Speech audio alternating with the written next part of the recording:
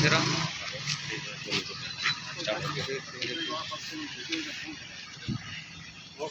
मनमोहन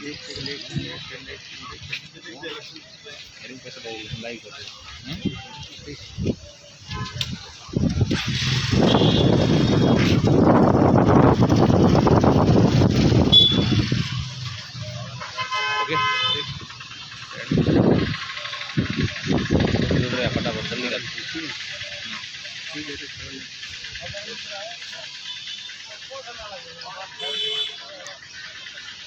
नमस्कार दोस्तों, मैं हूं अशोक शेरा और आप जुड़ चुके हैं मेरे फेसबुक लाइव से। आपकी मोबाइल की स्क्रीन पर इस वक्त की जो तस्वीरें नज़र आ रही है ये बाड़मेर जिला मुख्यालय के आगे से हैं और यहाँ पर राष्ट्रीय लोकतांत्रिक पार्टी के पदाधिकारी और कार्यकर्ता एक दिवसीय सांकेतिक धरना दे रहे हैं। आप देख सकते हैं कि जिले भर के कई क्षेत्रों से यहाँ पर आरएलपी के पदाधिकारी और कार्यकर्ता पहुँचे हैं। आरएलपी के जिला अध्यक्ष और प्रदेश उपाध्यक्ष उदाराम मेघवाल, यहाँ के नेता उमेदाराम बेनीवाल सहित अन्य कई जो पदाधिकारी है वो भी है और जिले भर से कई कार्यकर्ता यहाँ पर बैठे हैं। किन मांगों को लेकर ये धरने पर बैठे हैं और क्या इन लोगों की मांगे हैं और आगे इन लोगों की क्या रणनीति है, इन सारी बातों को लेकर इनसे बात करेंगे। उससे पहले तमाम साथी हमारे जितने भी दर्शक इस वक्त देख रहे हैं, एक बार इस वीडियो को शेयर करें ताकि अधिक से अधिक लोग हमारे साथ जुड़ें।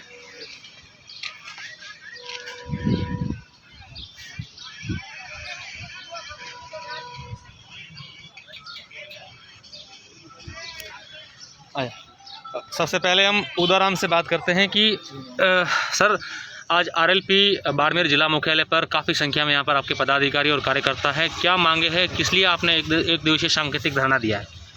देखिए, इस बार जो इस देश ही नहीं पूरा विश्व कोविड-19 की महामारी से जूझ रहा है, ऐसे में राजस्थान की सरकार और भारत की केंद्र सरकार दोनों ने मिलकर के पेट्रोल, डीजल और गैस पर बेतहाशा इतना दाम बढ़ा दिया जिसकी कोई कल्पना नहीं कर सकता। अब किसान इस दौर में 100 रुपये का डीजल ट्रैक्टर में भरा करके कोई अगर खेती करेगा तो 800 से कम 1 घंटे में वो खेती नहीं कर पाएगा। ऐसी स्थिति में लोगों पर हर चीज़ महंगी हो गई है, ट्रांसपोर्टेशन महंगा हो गया है। उसके बाद में किसानों की समस्याएं अलग से हैं। किसानों को जो मुआवजा मिलना चाहिए वो नहीं मिला। किसानों को पिछली बार का जो इंश्योरेंस का जो क्लेम मिलना चाहिए वो नहीं मिला। प्रदेश की सरकार पूरे हर मुद्दे पर फेल है।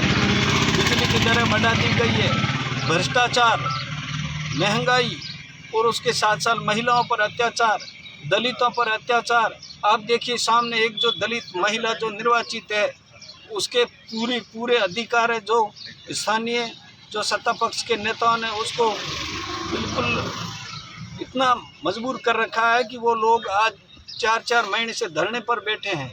कई जगह डेथ हो रही है, कई जगह हत्याएं हो रही है, कई जगह बलात्कार हो रहे हैं। और जो कोविड में जिन लोगों को जान गई है उनके परिवार को 5 लाख रुपये दिए जाए और साथ ही प्रति माह उसको 50 किलो गेहूं दिया जाना चाहिए। इस प्रकार जो डिमांड है हमारी, ये तुरंत सरकार पूरी करे।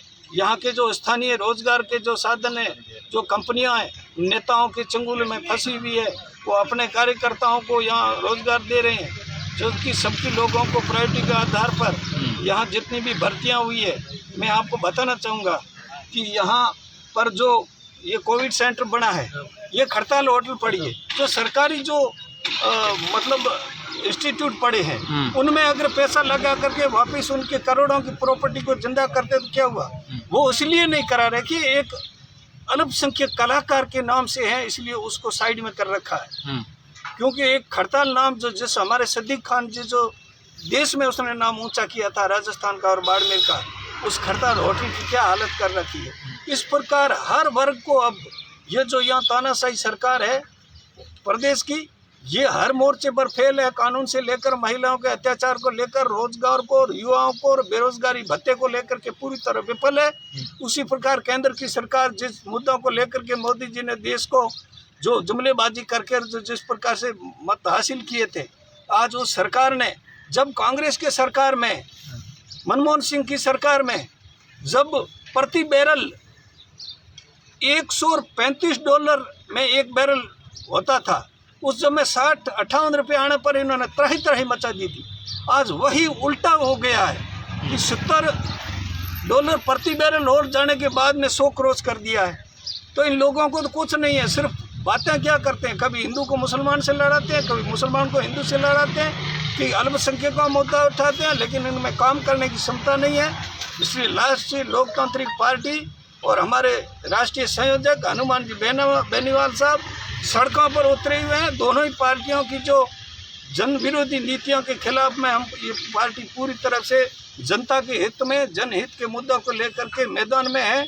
और अगर ये अब कोविड कुछ कम हो गया सौभाग्य से, ऐसी स्थिति में अगर ये सरकार इसी तरह से मनमानी और दादागिरी और इस तरीके से बढ़ोतरियाँ करेगी, लोगों को परेशान करेगी, तो राष्ट्रीय लोकतांत्रिक पार्टी सड़कों पर आएगी और इस सरकार को काले चने चबा देगी। बिल्कुल, ये उदाराम जी थे और अब है हमारे साथ उम्मेदाराम जी बेनीवाल। इनसे बात करते हैं। उम्मेदाराम जी, काफ़ी युवा यहाँ पर आपके साथ यहाँ धरने पर बैठे हैं, क्या मुख्य मांगे है और आगे क्या रणनीति है? अगर आप जिस प्रकार से आप मांगे उठा रहे हैं कि पेट्रोल और डीजल के भाव है या महंगाई जो बढ़ रही है, अगर समय रहते ये सारी चीज़ें सरकार ने इस पर अंकुश नहीं लगाया तो क्या आरएलपी बड़ा आंदोलन कर सकती है? बिल्कुल।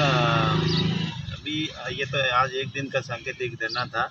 इनके ऊपर अगर सरकार गौर नहीं करती है तो आगे उग्र आंदोलन किया जाएगा और बड़ा आंदोलन किया जाएगा, क्योंकि दोनों सरकारों की मोनोपोली है, एक दूसरे के ऊपर आरोप प्रत्यारोप लगाते हैं। केंद्र कहते हैं राज्य सरकार ने वेट बढ़ा दिया, राज्य सरकार कहती है केंद्र ने एक्साइज बढ़ा दी, इसलिए डीजल महंगा हो गया। लेकिन वास्तव में आम लोगों के ऊपर इसका बहुत ही बड़ा बोझ है और महंगाई बहुत बढ़ती जा रही है, जिसके समय रहते इसके ऊपर अंकुश नहीं लगाया तो महंगाई और आने वाले समय में और अधिक तकलीफ होगी।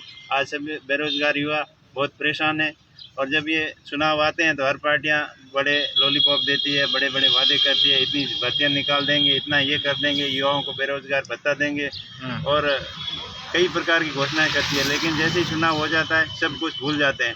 जब चुनाव आता है तो पानी की बात करते हैं, हर घर पानी पहुँचाएंगे, हर घर बिजली पहुँचाएंगे, लेकिन ऐसी योजनाएं बना के छोड़ देते हैं, उनके ऊपर थोड़ा बहुत काम शुरू करके और बाद में उनके ऊपर कोई ध्यान नहीं देता है। आज पूरे बाड़मेर के अंदर पानी की भारी किल्लत है और बिजली के बिलों की बहुत अनियमितताएँ हैं। दीनदयाल के अंदर बिजली के कनेक्शन किए, उसमें 20-25% पीछे छोड़ दिए। राजनीतिक द्वेष भावना के साथ में उन्होंने काम किया और अभी जो बिजली की सर्विस है वो भी बिल्कुल चौपट है। अपने सेहतों को काम दिए रखा है, कंप्लेन करने के 15-15, 20-20 दिन बाद भी उसमें सुधार नहीं होता है और बिल तो इतने भगवान भरोसे छोड़ दिए हैं, उनका कोई ठीक नहीं है। अगर यूनिट के हिसाब से देखें तो कागज़ों के अंदर तो 3 रुपये 4 रुपये यूनिट दिखाते हैं, लेकिन उनको पूरे खर्चे को जोड़ के यूनिट से डिवाइड करते हैं तो 20 रुपये यूनिट तक आम उपभोक्ता के ऊपर बिजली का भार पड़ रहा है। तो ये और वैसे कानून की व्यवस्था चौपट हो गई है। आए दिन चोरी, डकैती, हत्या, लूटपाट, बलात्कार, ये राजस्थान अपराध के जगत में नंबर 1 पर चला गया है। इन सभी बढ़ती हुई अपराध और बढ़ती हुई महंगाई, इनके खिलाफ युवाओं में, आम जनता में बहुत रोष है। और किसानों की बात, केंद्र सरकार बात करती है कि किसानों की आय डबल करेंगे, लेकिन जो माहौल दिख रहा है उससे ऐसा नहीं लगता है कि डबल होगी, लेकिन आधी जरूर रह गई है, ये तो सबको दिखता है। क्योंकि अब डीजल के भाव इतने बढ़ गए हैं कि 1800 रुपये से कम 1 घंटा की ट्रैक्टर की बुआई नहीं करता, जबकि पहले 400 रुपये में होता था। और DAP, यूरिया, खाद वगैरह वो भी टाइम से मिल नहीं रही है और महंगाई इस तरह से बढ़ती रही तो किसानों की हालत बहुत ज़्यादा ख़राब हो जाएगी। बिल्कुल, ये आरएलपी का जो एक दिवसीय सांकेतिक धरना है, आप देख सकते हैं कि काफ़ी संख्या में यहाँ पर जिले भर से लोग यहाँ पहुँचे हैं और जो प्रदेश और केंद्र सरकार है उनके खिलाफ ये धरना दे रहे हैं बढ़ते पेट्रोल और डीजल के भावों के विरोध में। और राज्य सरकार की जो महंगाई और मूलभूत सुविधाएं हैं आम जन से जुड़ी, उन समस्याओं का समाधान है तो ये लोग धरने पर बैठे हैं। तो तमाम लोग एक बार इस वीडियो को शेयर करें ताकि अधिक से अधिक लोगों तक प्रत्येक प्रकार की जानकारी और खबर पहुंचती रहे। बहुत बहुत शुक्रिया, धन्यवाद।